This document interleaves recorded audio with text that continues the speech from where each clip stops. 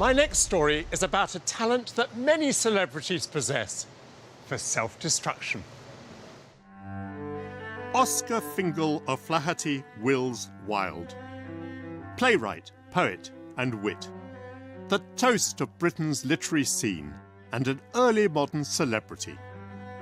But at the very height of his career, when his comic masterpiece The Importance of Being Earnest was playing on the London stage, he made a calamitous error that would lead to his downfall. There's a document in the National Archives rarely seen, tiny in size, massive in its consequences.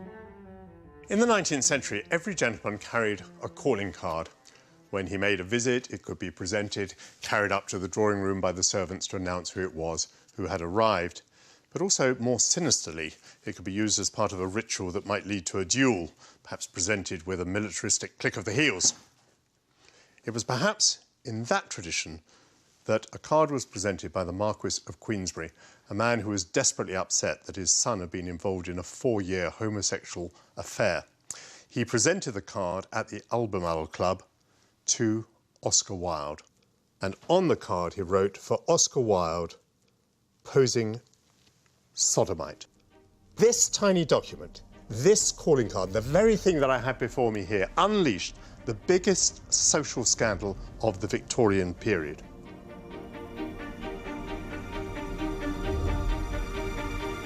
We know what happened from a statement made by Oscar Wilde in his own handwriting. I spoke to the hall porter at the club. In handing me the envelope, he said there was a message from the defendant. The message was, "Lord Queensberry desired me, sir, to hand you this when you came to the club." I read what was on the card as well as I could. Immediately, I communicated with my solicitor. Oscar Wilde commenced a criminal libel proceeding against Lord Queensberry.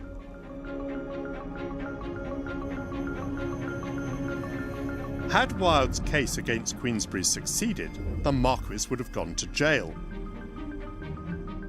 But Queensberry was determined to turn the tables and to expose Wilde as a homosexual. The Marquis of Queensberry hired investigators who were able to prove that Wilde was involved in a homosexual affair with his son and indeed with other men. This was serious for Wilde because homosexuality at the time was a crime, and Lord Queensberry having been acquitted, a new trial began. Oscar Wilde was tried and sent to prison. 2 years of hard labour must have taken a huge toll on Wilde. Because, as the files now reveal, the man who many think of as a gay icon was prepared to say almost anything to get out of jail early. Now, this is a pathetic document. This is Wilde in prison, making an appeal to the Home Secretary, seeking to have his sentence commuted. And now he refers to his homosexuality as a form of sexual madness. He talks about diseases that ought to be treated by a physician rather than crimes to be punished by a judge. This is extraordinary to a modern audience to talk about homosexuality in this way. Perhaps Oscar Wilde's finest moment was at his trial, where he spoke of the love that dare not speak its name. Wilde clearly made a colossal error in choosing to prosecute for libel. But how did he behave once the hearing was underway? His only surviving grandson, Merlin Holland, has studied the transcripts. They reveal that Wilde started off with less than his celebrated self-assurance, and show how the quick wit that brought him fame and fortune also proved his undoing.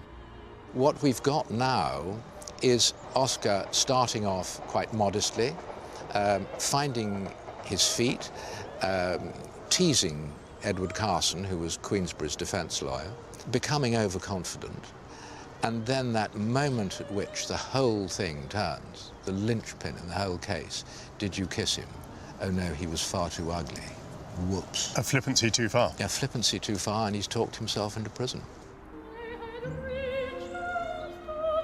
The other document that I've seen is a rather pathetic petition that he's making to see whether his sentence can be reduced. Yes. And now he's talking about his homosexuality as being a kind of madness, about being a disease. How do you reflect on that tone? I've always felt deeply uncomfortable about it. I mean, I've always felt it's the behaviour of a man who's been utterly cowed, bowed down, broken by prison. But I think it's one of those compromises in his life which is very unexpected, but so totally understandable. After his eventual release, Wilde never recovered from his imprisonment. Within 3 years, he was dead. Today, his literary achievements overshadow the scandal that made him an outcast in his day. And yet it's hard not to see his downfall as part of his enduring appeal. Is Oscar Wilde a gay icon? Should he be, and would he be pleased to be? I think he is a gay icon. I think he'd be pleased to be, and I think he should be.